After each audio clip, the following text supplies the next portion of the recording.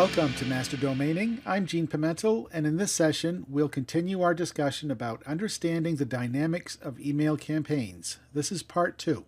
So you've listed your domains, at least at cdo.com, and placed the domains in the appropriate category, and you're ready to sell. You've done some quick research to find appropriate prospects to contact. You found the contact person's name and email address. You've put together an email message using some of the tips and sample structures that I've provided. You've chosen a curiosity-inducing subject line.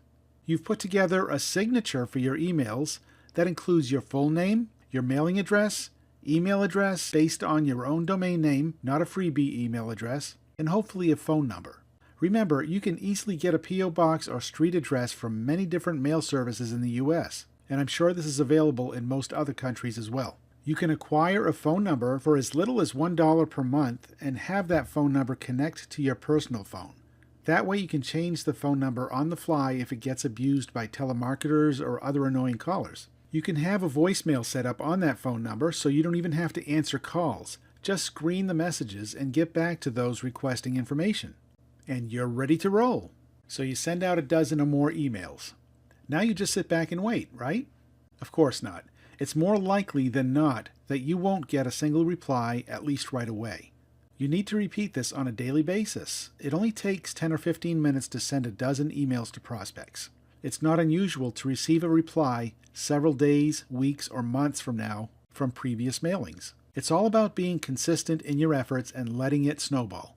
A month or two from the first mailing campaign, you stand a much greater chance at receiving replies because you now have hundreds of emails sent out. You may be fortunate and get a reply right away. It may be a good reply asking for more information, or it may be an angry reply from somebody having a bad day.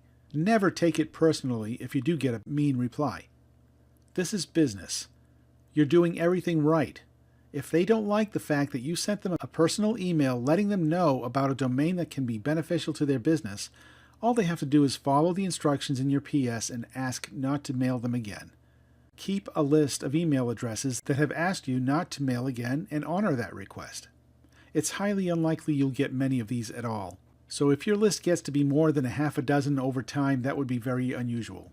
Then comes the day you get the positive reply. Woohoo! Your pulse starts racing and you get excited. And you have every right to be excited.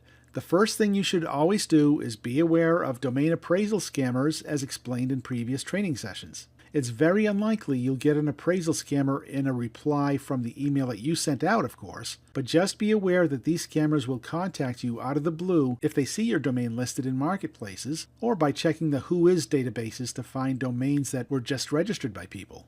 So with that out of the way, you've determined you have a legitimate reply. There are typically 3 different types of replies. Number 1, the do not email me again reply. Number 2, the I'll give you this much money for this domain reply. Number 3, the how much do you want for it reply. Number 1 is easy, of course. Just add them to your do not email list. And again, that rarely happens. Number 2 is great because they are showing that they're interested in buying the domain name. The only issue becomes, can you both agree on a price? Number 3 is great too because you know they have an interest since they took the time to reply and ask.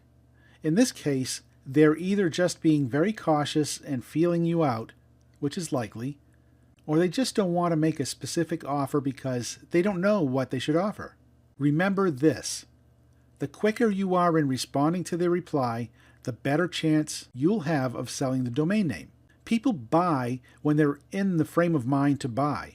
If you wait too many hours or days, they'll be completely out of that frame of mind that you want them in. For this reason, it's good to have access to your email at all times, whether through a smartphone or having somebody monitor it for you. In the next session, we'll explore the dynamics of your response and what to say.